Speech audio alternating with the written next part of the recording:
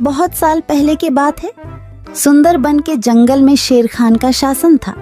शेर खान दिल का बहुत अच्छा था। शेर खान हमेशा जंगल के जानवरों का ख्याल रखता था। एक सियार शेर खान का वफादार मंत्री था। वह जंगल में घूमता और सारे समाचार लाकर शेर खान को देता रहता था। एक दिन सियार शेर खान के पास आया और कहा, महाराज, जंगल के सभी जानवर कह रहे हैं आपके बाद इस सिंहासन पर कौन बैठेगा। इसीलिए ये सब कह रहे हैं कि आपकी शादी हो जानी चाहिए, क्योंकि आपका संतान ही आगे चलकर इस जंगल का राजा बनेगा। हाँ, जंगल की जानवर सही कह रहे हैं। मेरा संतान ही आगे चलकर इस जंगल का राजा बनेगा। इसीलिए मैं अवश्य शादी करूंगा। तुम शादी की तैयारियां करो। फिर शेर खान की शादी बड़ी ही धूमधाम से हो रहे थे। जंगल के सभी जानवरों को शादी में बुलाया गया था। सिर्फ एक छोटे से चूहे को छोड़कर शादी में बहुत सारा खाने पीने का इंतजाम किया गया था। सभी जानवर पेट भर खाना खाया। इधर चूहा को निमंत्रण ना मिलने के कारण वह बहुत गुस्से में था। ये शेर तो बड़ा ही घमंडी निकला। उसने मुझे शादी में ना बुलाकर मेरा अपमान किया है। मैं इसका बदला अवश्य लूंगा। इस बात को लेकर चूहा बहुत ही नाराज था। वह मन ही मन सोचने लगा कि इसका बदला कैसे लिया जाए। कुछ देर सोचने के बाद वह एक योजना बनाता है। मैं भी शादी करूंगा। हाँ, मैं भी शादी करूंगा। बड़ी धूमधाम से शादी करूंगा और शादी में उस शेर को छोड़ के सभी को आमंत्रित करूंगा। हाँ, यही ठीक रहेगा। फिर चूहे ने शादी करने का फैसला कर लिया और वह अपने लिए एक दुल्हन ढूंढने निकल पड़ा। थोड़ी दूर जाने के बाद उसे एक दुल्हन दिखाई पड़ा। फिर चूहे ने उसके पास जाकर कहा, शादी तो मैं कर लूं, लेकिन इसके साथ से तो मैं बिल्कुल नहीं शादी करूंगा। मेरी दुल्हन तो उस घमंडी शेर के दुल्हन से भी सुंदर और शक्तिशाली होनी चाहिए। फिर चूहा आगे जाकर एक पेड़ के नीचे रुक गया। दुल्हन की खोज को लेकर चूहा चिंतित हो गया। वह सोच रहा था कि भला इतनी सुंदर और शक्तिशाली दुल्हन उसे कहाँ मिलेगा। यह सोचते सोचते वह चल ही रहा था कि उसकी नजर आसमान की तरफ गई। उसने देखा कि सूर्य भगवान आसमान में चमक रहे हैं। तभी उसके दिमाग के बत्ती जली। अरे वाह, सूर्य भगवान तो सबसे शक्तिशाली है। कितना तेज है उनका। यही ठीक रहेगा। उनकी बेटी सुंदर भी होगी और शक्तिशाली भी। फिर चूहा एक पेड़ के नीचे ध्यान लगाते हुए बैठ गया और सूर्य भगवान को तपस्या करने लगा। ओम सूर्याय नमः, ओम सूर्याय नमः, ओम सूर्याय नमः। इधर चूहे को तपस्या करते हुए देखकर सूर्य भगवान बहुत आश्चर्य हुए कि यह नन्हा सा चूहा उनकी तपस्या क्यों कर रहा है। फिर सूरज भगवान चूहे के सामने प्रकट हुए। बोलो नन्हे से चूहे, तुम मेरे तपस्या क्यों कर रहे हो? क्या चाहिए तुमको? तुम जो मांगोगे मैं तुम्हें वह सब दूंगा। हे भगवान, आप आ गए। मुझे तो अपनी आंखों पर यकीन नहीं हो रहा है कि एक नन्हा सा चूहे की बात सुनकर आप मेरे पास आ गए। हाँ, मैं सचमुच तुम्हारे पास आया हूँ। बोलो तुम्हें क्या चाहिए? भगवान, मैं शादी करना चाहता हूँ। अरे वाह, यह तो बहुत ही अच्छी बात है। इसमें मैं तुम्हारा क्या मदद कर सकता हूँ? मैंने यह प्रण किया है भगवान कि जो दुनिया में सबसे ज्यादा शक्तिशाली होगा मैं उसके बेटी से ही शादी करूँगा और आप इस दुनिया में सबसे शक्तिशाली हो। इसीलिए मैं आपकी बेटी से शादी करना चाहता हूँ। चूहे की बात सुनकर सूर्य भगवान सोच में पड़ जाते हैं कि मैं इस छोटी सी चूहे के साथ अपनी बेटी का शादी कैसे कर सकता हूँ। और फिर उन्होंने मन ही मन सोचने लगे, यह चूहा तो बिल्कुल पागल लग रहा है। इससे भला मैं अपनी बेटी की शादी कैसे करवा सकता हूँ? कुछ भी करके मुझे इससे छुटकारा पाना ही होगा, मगर कैसे? मुझे जल्दी कुछ करना पड़ेगा। तभी उनके मन में एक ख्याल आया और उन्होंने चूहे से कहा, अरे यह तो बहुत ही अच्छी बात है। कि तुम मेरी बेटी से शादी करना चाहते हो। मुझे अपनी बेटी के लिए तुमसे अच्छा वर और कहाँ मिलेगा। सूर्य भगवान का बात सुनकर चूहा मन ही मन बहुत खुश हो गया और उसके मन में लड्डू फूटने लगे।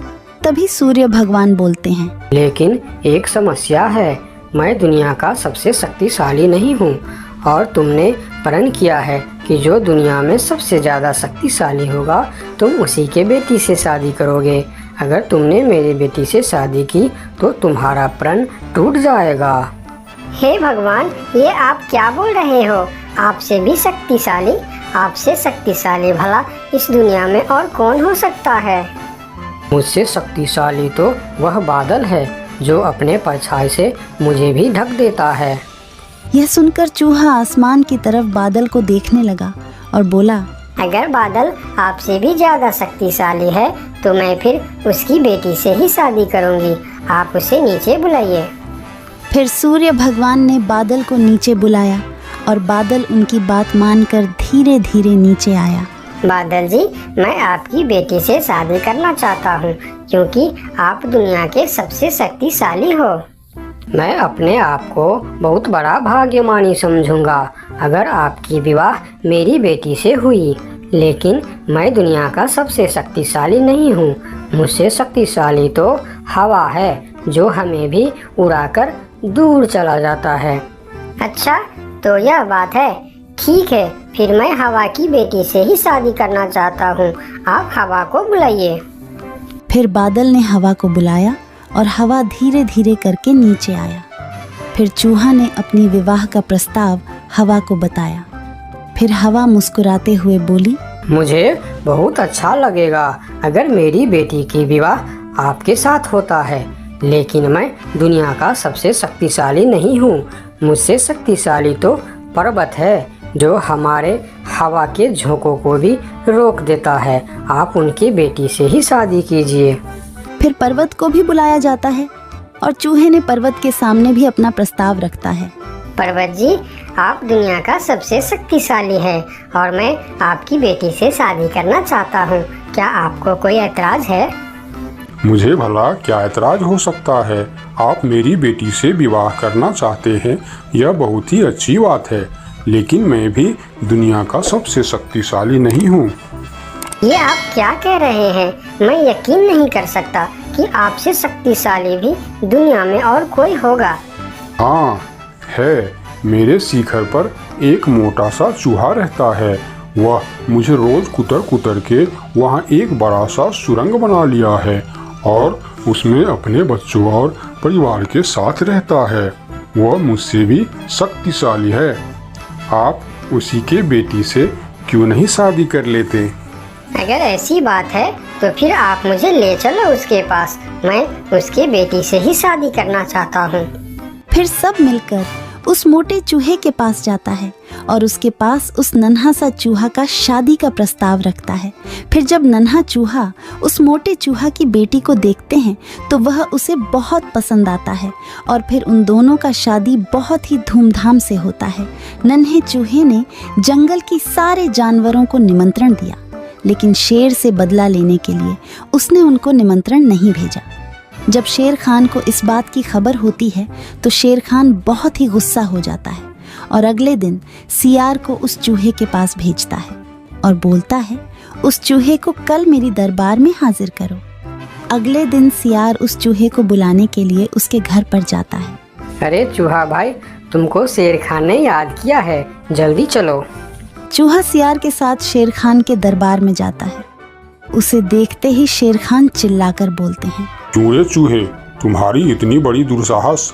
तुमने अपनी शादी में जंगल की सभी पक्षी और जानवरों को निमंत्रण दिया और तुमने मुझे बुलाना सही नहीं समझा। मैं इस जंगल का राजा हूँ और सबसे शक्तिशाली भी। अगर मैं चाहूँ तो तुमको एक झटके में खत्म कर सकता हूँ। मुझे माफ कर दीजिए महाराज। जब आपने अपनी शादी में पूरे जंगल को निमंत्रण दी और मुझे नहीं दी, तब मुझे भी ऐसे ही दुख हुआ था। यही एहसास दिलाने के लिए मैंने आपको निमंत्रण नहीं दिया। मुझे माफ कर दीजिए। क्यों रे सियार, तूने ऐसा क्यों किया? मैंने तो तुमको बोल दिया था कि जंगल के कोई भी पशु पक्षी छूटनी नहीं चाहिए। फिर तुमने इस चूहे को निमंत्रण क्यों नहीं दिया? मुझे माफ़ कर दीजिए महाराज, गलती हो गई। मैंने सोचा यह छोटा सा जीव, इसको क्या निमंत्रण देने का, इसलिए मैंने इसे छोड़ दिया था। मुझे आप माफ़ कर दीजिए। ठीक है, अगले बार से ध्यान रखना। मेरे लिए जंगल का हर जीव एक जैसा है।